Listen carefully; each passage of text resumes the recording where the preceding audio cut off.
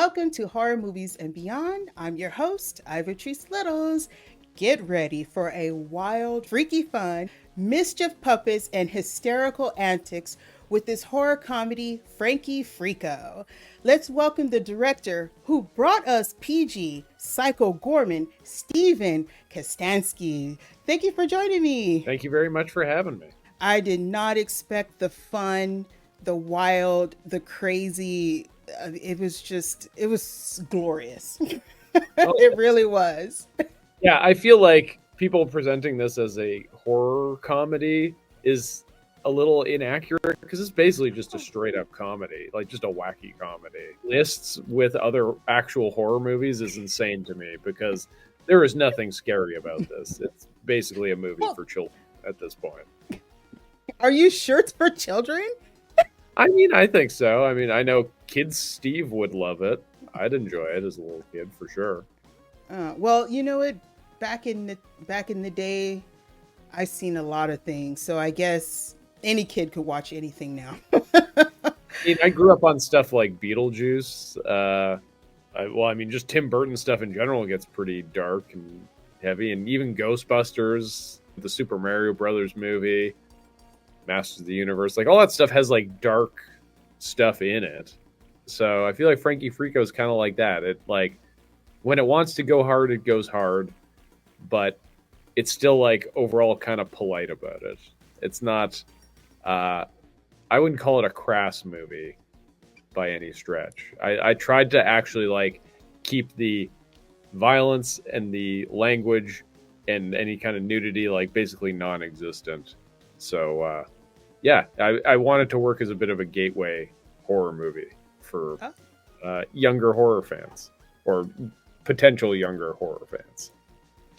Oh, okay. It was quite different when I was young. It wasn't, well, Beetlejuice was around, Ghostbusters, but I went straight, my family went straight into it. It was The Thing, Pet Sematary, The Fly, Deadly Spawn. Oh, okay. So you got and that's my favorite movie. That's one of my favorites, Deadly Spawn. A lot of people haven't heard of that. Have you seen that? Deadly Spawn's good. There's a second one, right? It's called like Metamorphosis. Am I misremembering this? I believe there's a Deadly Spawn too. Hold on, I have access to the internet like all of us. I can just look right now. Oh, because I never heard of it. Yeah, Metamorphosis, the Alien Factor, but filmed as Deadly Spawn 2. Really? Yep. Oh my goodness. So we are here to talk about Frankie Freako. I kind of looked at that movie a little differently than how you made your own movie. So that's I'm sorry. So that's gonna be fun. How I interpret it. But then maybe you threw in some adult humor along with, like Shrek, like an adult can watch it, but a kid can also watch it. So I maybe you threw in a little bit because that's kind of what I was. Could you a little bit? Could you just straight up say it's like Shrek so I can use it as a pull quote to like put on a poster for the movie? Because just the idea of a Frankie Freako poster with in quotation, it's like Shrek. It's like Shrek. Yeah. It is. Well, because you kind of describe what your intent, but there is some underlying adult humor to it. Yeah. So, yeah. Well, the whole concept of the movie is that it's like, what would happen if a 90s erotic thriller, like what would happen if like Body Double slammed into Ghoulies Go to College? And that's what Frankie Freako is. So like, it's a bit of a misdirect in the first 15 minutes. We make it seem like it's going to be this like kind of like erotic thriller, like sort of semi-serious movie with, definitely weird stuff happening in that first 15 minutes. But there's no little creatures running around yet drinking fart cola.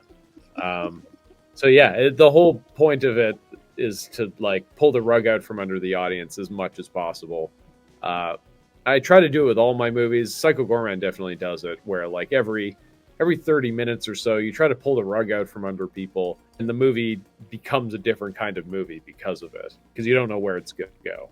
And Frankie Freako is definitely plotted out in a similar fashion. I definitely agree because when he showed up, when he was on the TV, and the way he was just like twirling, I was like, Are you ready for the party of a lifetime? It's time to bust out of your boredom box and text Frankie Freako's Funtime phone. but he was fully dressed. Yeah, And it was like you had to pay attention to what the lady was saying. I was like, this is kind of weird. Like, where yeah, is this going? Like, because I remember those yeah. 900 numbers that were kind of like, a little raunchy. Well, yeah, those Call are the Jesse ones that for a are, good time. yeah, exactly. I remember the the sexy time ones where it would be like, I remember one of the commercials always had this girl at the end saying something to the effect of like, pick up the phone, like, what's the matter? Cat got your tongue. And I remember as a kid, like, feeling obviously like kind of allured by the like sensuality of it, but then also feeling a little attacked because it's like, oh, are you saying I'm not good enough to like call your phone line? Like the way they're kind of like taunting you to phone, I always found very fascinating. And so there is a component of that with Frankie directly taunting Conor, asking him if he's square. The commercial and the way the commercial is framed is definitely a symptom of me watching too many compilations of those types of commercials on YouTube because there's so many different kinds. And like, I don't know, it's like they tried to monetize every possible scenario that involved you picking up a phone and like basically paying money to sit on the line. Like there was one of the ones that I love is it's like you call and a psychic tells you what famous historical figure your pet used to be. So it would be like, oh, your dog used to be George Washington, or your cat used to be Napoleon. And like it's like a serious ad being like, dial the number and find out. So that just the absurdity of that motivated why the commercial's as weird as it is. And like you saying that it's strange that he's like being kind of sexy, he's like a little gremlin guy that wants to party but is being kind of sexy about it, saying that's weird. Like you watch enough of these commercials and it's totally in line with how weird those commercials are. It's just an accurate representation of what phone hotline culture was, I guess, back in the 80s and early 90s. Yeah, unfortunately, I remember all that craziness. I never called those lines because I would have got my ass whooped. They were expensive. Yeah. First minute's 99 cents, $3.99 each additional minute. That stuff add up. Yes. Well, yeah, it was just a scam, and I remember even as a kid being like, that seems like they were trying to trick me out of my money. So I still don't fully understand like who would call those lines. Like what? I guess you just gotta be real lonely and bored to call them, but maybe I shouldn't judge, but it seems weird to me. Or you could be Conor because he ended up calling that number.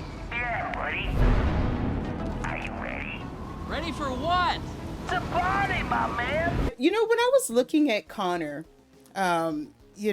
he just like the whole setup of this character is that he just seemed like he doesn't do anything, like nothing but work, try to get to the top. No one really cares. Or you have his boss that's just horrible.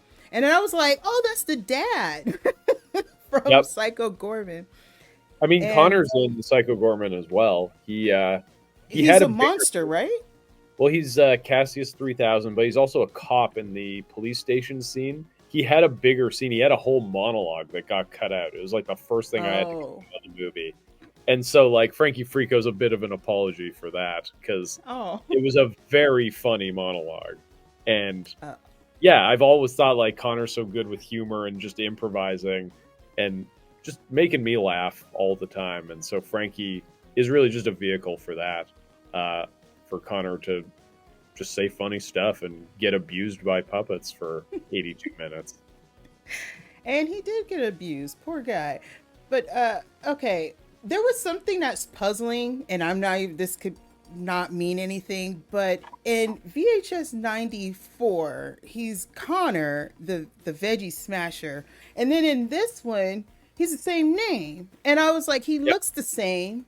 I mean, is it, and then he works at a kind of like an advertising company. And then you have in 94, it was kind of like average. Is that supposed to be the same character?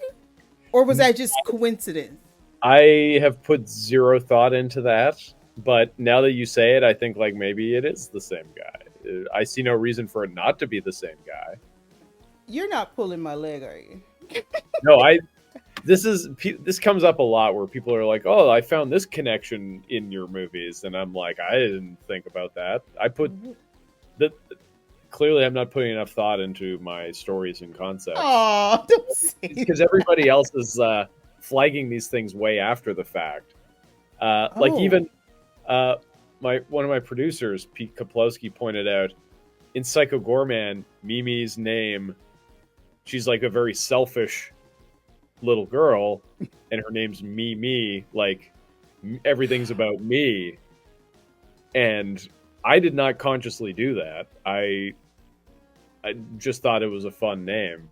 So it's clear that I do a lot of stuff subconsciously, and then after the fact, I kind of like once I'm made aware of it, I try to rewrite history a bit to seem smarter, like I came up with it. So Oh. Because I was like, oh man, that's so cool, but then it wasn't even part of it. But it's still cool. It's still cool. that's the thing is like, so, but like, there's so much stuff where it's like I'm just going on instinct and what feels right. I'm not a very intellectual filmmaker. I'm more intuitive. It's like I go by my gut and my feelings, and it's like almost like once the dust is settled, I can look back and go like, oh, that's probably why I did that. Like I just had this internal feeling of like this is the direction I should be going. I don't need to write a whole essay explaining why I'm going that way. I'm just going to do it. And so I think that speaks to a lot of the decisions I make in my movies. it happens. But I've pointed out things in other people's films where they're just like, no, I didn't even know that. Didn't even try to do that. But So, this is part of film culture, though, is that you make a movie and like, you know, a lot of it happens by chance. Circumstance forces you to make decisions. You roll with punches. Things change. The movie you write isn't the movie you direct. Isn't the movie you edit.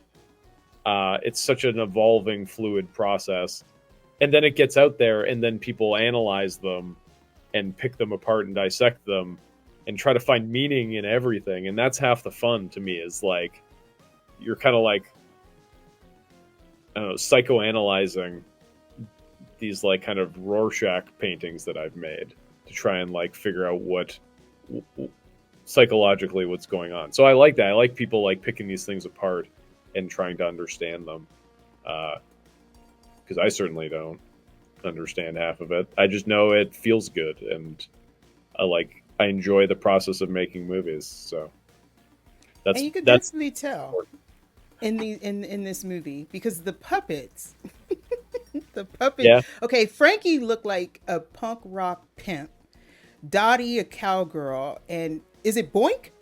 Boink, yes, Boink Okay, Bart. looks like a cyborg. You know, from the eye Yeah, there. a little bit of a reference to my previous film, Manborg. Oh, okay. You know, when I was looking at the characters and then I was looking at what people were saying, not the characters, but the puppets. People were saying, oh, it's gremlins and ghoulies. I was getting Garbage Pail Kids. I don't know if you've seen that movie. It's terrifying.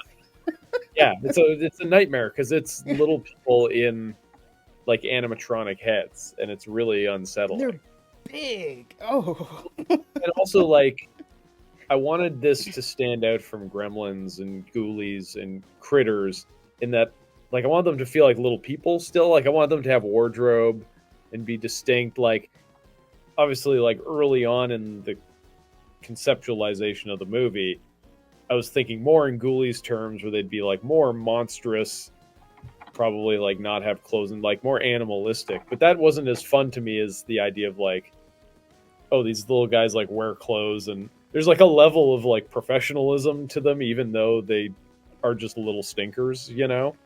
And so that's way more interesting to me. Like the world building of that is more fun and interesting to me. So yeah, it was a conscious decision to like obviously have like the flavor of like Gremlins 2 or Ghoulies Go to College, but still do my own thing to a certain extent. Make them more, humanize them a little more than Gremlins or Critters or Ghoulies. Now, you work heavily on practical effects, and you don't see that a lot in films. But I've noticed, like, you pop up on my feed, it's a lot of things that you're working on or working with someone. Do you feel like it's a dying art in some form? I mean, the work hasn't stopped, so yeah. I don't know. I think there was like a period in the 2000s where everybody thought like, okay, it's just going to be CG all the time for everything, and there was maybe a bit of a slump in practical effects. But I think everyone, and it always happens when there's like new technology in the industry, there's this fear that like, oh, this is going to wipe out the old techniques. But really, it's just you're adding tools to the toolkit. And so now I feel like we've got practical effects and visual effects, and a lot of times they work in tandem. I mean, there's a lot of visual effects in all my movies. There's elements to it that help practical effects so much, like rod paint out, any kind of like little visual enhancements, like on the puppets' faces, I do little tweaks and like eye blinks and brow movements and things. And that's all done in the computer. I mean, there was animatronics for some of it. And a lot of it, the majority of it was practical. But like just the idea that I can shoot a movie and then go in and tweak and enhance and make things even better in post it's appealing to me.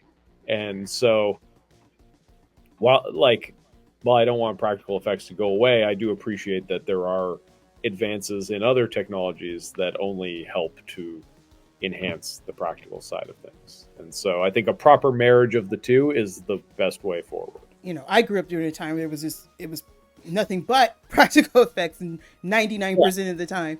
And it changed in the 90s, and it's like, oh, wow, this is so cool. They can make, you know, a giant dinosaur move here and there, you know. But I do miss that look because it looks so real, like it's right there in front of you. Like, you know, someone put it together. Wires and whatever, and it comes around, but you don't see it often. But I do like when it merges. I think that's the best way of doing it when you use to enhance. So well, yeah, because I feel like that is a proper advancement of skills and techniques. Is like every time there's an advancement, you kind of bring it into the fold with the stuff that's already there, and you're just expanding on what you're able to do. There was a scene in the movie that had me screaming, laughing, because it happened so sudden, and it was one of them. It was the head crashing into the TV. That completely took me out. Like, I laughed so, because there was some point you could see the dummy. Well, yeah. I was like, what the? I mean, it's one of my favorite gimmicks is to like, cut to a dummy of somebody or cut to an obvious stunt guy. The like artifice of movies is part of what's so fascinating about it to me. So I like having those moments of unreality where it's not, where you're so unconvincing that like you get that that's the joke of it essentially. So yeah, that was the goal of the head smashing into the TV gag for sure. Okay, because I was like, I saw that dummy. And it's a very nice dummy, I gotta say. And it was quick too. He got pretty messed up. Each one of those dolls were funny. They had their own little personality, which I absolutely enjoyed. Dottie, she was not playing. I mean, she was just blasting away. She did not play. I think Conor, she shoots him 3 times, I think, throughout the movie, and it's just never acknowledged that she's like almost killed him multiple times. I know. Well, the neck wound. He was like, ah! Yeah, that was bad. That was That was a good one there. She almost got him for good. Yep. It didn't care. It was No, like, they did well, not care. Well, I mean, I also feel like that's the genre that I'm playing in. The like guy getting his ass kicked for 80 minutes genre. Like kind of it's a Home Alone style thing. It's like you're watching grown men get like brought to the edge of death, essentially tortured for the entire duration of a movie. But it's done for humor. It's very like Three Stooges logic of like, yeah, things happen to people that should kill them. Like, I would think getting hit in the head with a brick would like permanently give you brain damage, but Conor just kind of brushes it off. Yeah, like that's just the tone of the movie. It's that Three Stooges kind of thing I'm going for. so the Freako World, that little cart they were in, and it was taking them after the three guys with the laser beam eyes. They're called Freako Killers, the FKs. They're kind of like the Terminators of the Freako universe, and they represent the evil President Munch, who is like the evil overlord of Freak World. The second scene that had me in tears, because I just felt sorry for the poor guy, was when they were standing at the Freako meter, and Oh yeah, the guy had to test it. He was like, "You tested." He was like, "Huh?" Like, what? Oh, yeah. And he got messed up, and I was like, "Wow, he's a freak." Like he didn't. He looked like he was in shambles. Like, and then I thought he was a goner. I thought that was it. And then they put the camera back on him, and he's just melted. And he's like, just like, yeah. I mean, he's fine. He was back at work on Monday. He's fine. melted. That's how. bro. Yeah, I mean that's like Freak World logic, though. It's not human logic. This is a little creature logic. So, But he's that was fine. just so hilarious because you thought he was a goner. And Well, he that's really like- wasn't. those are the kind of things I get like hung up on when I'm writing. Is like something happens to somebody like that, and in a typical movie, I feel like they would die, and that would be the end of it. But my brain is always like, well, what if they didn't die? Like, what would happen after that? Where would they go? How awkward would that conversation be after? Like, that's just the kind of stuff that occupies my brain. So that's why scenes like that happen. Well, I absolutely loved it because it was just funny. There was so many hilarious little things that happened throughout this film that just like, what's going to happen next and how is it going to happen? And it just worked very well. The one thing I got from this film was when Conor, his wife, oh, she was beautiful, by the way. I was like, Conor, what are you doing? Yeah, actually, I should point out that when Christy auditioned for the role, she was doing an American accent. She's Australian. Oh. And at the end of the audition, she started speaking in her natural accent. And we were like, hold up, give us that whole audition again in that accent. Because the whole point is to like make her feel as disconnected from Conor as possible. Like, way beyond him in every aspect of their lives, and like putting her up on a pedestal as much as possible. I think keeping the accent definitely helped with that. But yeah, I really love her as a character, and I thought she did a great job with her performance. I think it's like she's the most convincing person in the whole movie, I think. As soon as she left and it was like, let me call this freak, I was like, is he gonna get freaky with Freako? And then it plays out to what we got, and it all worked well. But one of the things, the little story that I got out of this is that he was so, I don't even know, what's the term for it? He just was so straight leveled, or like he didn't want to do anything. Yeah, he was just a dork. Yeah, like yeah. But it was like she loved him for who he was, but at the same time she wanted more. Then you got people at his job and it's all this thing, and then that Freako meter, And then he didn't even pass that. He just was not freak enough. But then I kind of saw it like it was okay to be who he was, because in the end it saved his life. Because if he would have got zapped, oh, he wouldn't have stayed like the guy. He would have been a goner. And saved his friends. So being normal in the sense of his way is okay. It's okay to be normally weird. Well, I think like being normal, being yourself, but like being open to change and grow as a person as well, I think is the key takeaway. I think in life we can get very boxed in and kind of stagnant with who we are as people, especially in adult life. You know, you commit to your 9-to-5 job or whatever, your routines, and you just stay there and you're not really evolving and changing and growing. And so by being introduced to the Freakos and going on his adventure, he grows a little bit, evolves as a person, becomes a little more accepting of things that are outside of his routine. Obviously pushed to the insane extreme of going to Freak World and fighting an evil monster man that I guess wants to have sex with him. Yeah, it was. We're insinuating. So yeah. Yeah, I was like, ew. How is this gonna happen? But also, no matter what was happening, he didn't.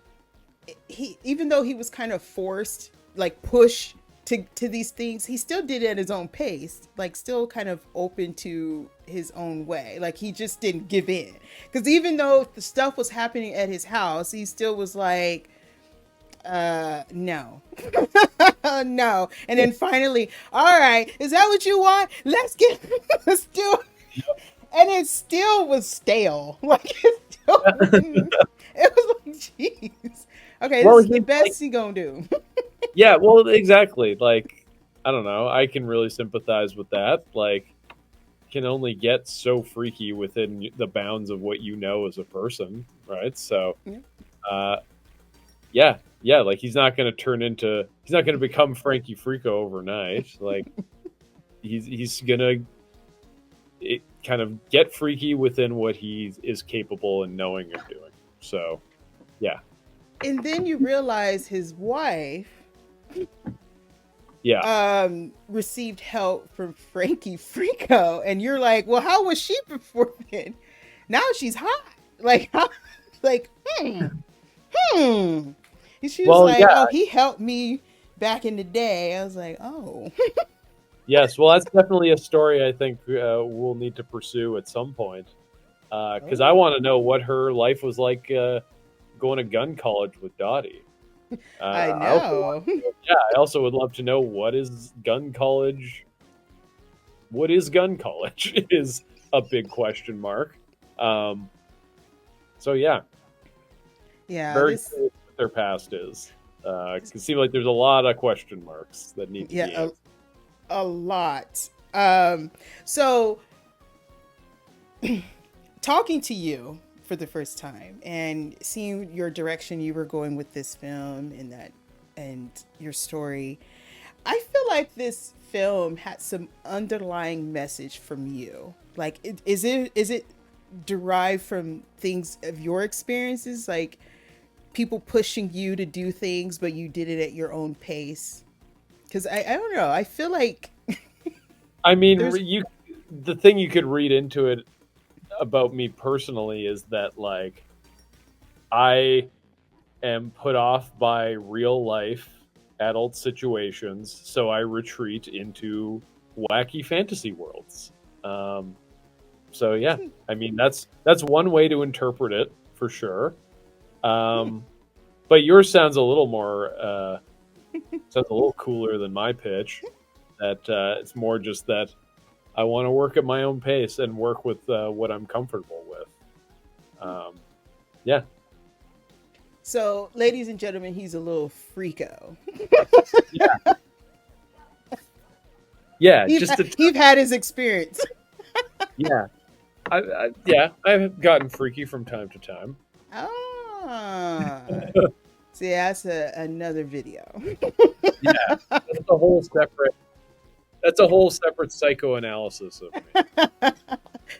But overall, this experience of this movie is so fun. It's just wacky. It's just, I don't know. It brought back so many memories, so much nostalgia into it. And I'm just excited to talk to you. I mean, like I said, when I saw Psycho Gorman, it's like, I gotta talk to this. And then this movie came out and it's just like, and you know what? I was like, you know what? I'm just gonna ask you directly. I'm just gonna go to you directly at this point. And it happened. And so I am just like, it's such an honor to sit because your work is so good. The puppetry, the story, I don't know, it just puts you into a place of just like, I don't know, fun. I don't know, you just really, it's a movie you could watch again and again and see little things, because I watched it twice and I was like, oh wow. I was like, oh, okay, I didn't see that the last time and I get it this time and stuff like that. I will say that this is like, of all my movies, this is the only one that I enjoy watching again, like in a theater. Usually, as a filmmaker, you watch your movie like 1,000 times in post-production, doing sound and VFX and all that. And usually by the end of it, I'm like, I never want to look at this again. Get away from me. But this movie, I don't know, there's just like a charm to it that I enjoy. And it's also a great movie for me to watch with an audience because there's always big reactions to stuff. It's a real roller coaster of a movie, and I like watching people go on that ride and hearing them process what's going on, because it definitely goes to places that there's no way you could predict, and feeling the rug get pulled out from under people multiple times throughout the movie is very satisfying. I think that's what I enjoy most as a filmmaker, is being able to like lull people into a false sense of comfort and then just like flip the chair out from under them and kind of see how they react to it. So yeah, not the rug. It's like they're sitting on a chair on a rug, and I pull the rug, and so the chair and the rug go. And maybe they're drinking like a tall glass of iced tea or something, and that goes up in the air and rains down on them. I'm basically being like a little freako, like just a little shithead about it. See, now I got to see a scene like that. Someone is trying to enjoy something and they just get flipped around. Like, oh yeah, I feel I can like visually see that. The pitch that we've been throwing around for a follow up, because the lead cast, specifically like Adam, Matt, and Conor, all of them are like, next movie's got to be a vacation movie for us. We don't want to do any work. We're all tired. Filmmaking's a grind. So the pitch is Frankie Freako goes to Hawaii. And so I was just thinking that. Yeah, it seems like the next logical step. So then we can just sit on a beach for the majority of the shoot and hang out. And yeah, it's a good opportunity for like Conor's about to drink a margarita or something. And then Frankie, I don't know, runs him over with a bulldozer. I don't know. With the bulldozer on the beach. Well, yeah, it's Frankie. Yeah. That would be the reaction from the lifeguard at the beach. He would be like, that's Frankie. That's the next scene. So, reminds me of those Mentos commercials. yeah, exactly. I feel like, man, Frankie should be the next spokesperson for Mentos, because it could just be him just wrecking people's lives and then just holding up a little pack of Mentos, and it's all good. I want to say this. Because of how I feel about this film, I really think a part of you is this film, and I think that's why you can watch it multiple times. Like, as I think you put you in it. I mean, you do that with all your work, but I think you were in this, and it shows. So yeah, this is definitely like my shithead sense of humor on full display. This is definitely me like enjoying messing with people, and like, yeah, putting my like kind of prankster instincts in full display in film form. So yeah, I guess I just get a lot of satisfaction out of watching people go on that journey. Feels really good to me. Well, I went on that journey and I had a great time. I'm So, glad. well, thank you so much for coming on here and talking about Frankie Freako. In our own way, got our freak on, but not in that way, but in our own way. But it was a lot of fun just to exploring these characters and then what you put into your films and specifically this one. Thank you so much for that. And Thank you for very much for having me. yeah, for everyone out there, please check out Frankie Freako. It is a good time in all levels. Definitely is something that you should have in your collection. Have, tell your friends. It is worth it. It is so good. And if you like more videos like this, make sure you like, subscribe, and everything else in between. And check this movie out. Thank you so much, Steven. This was amazing. That was great. Let's do it again on the next one. Yes. Until then, everybody. Bye.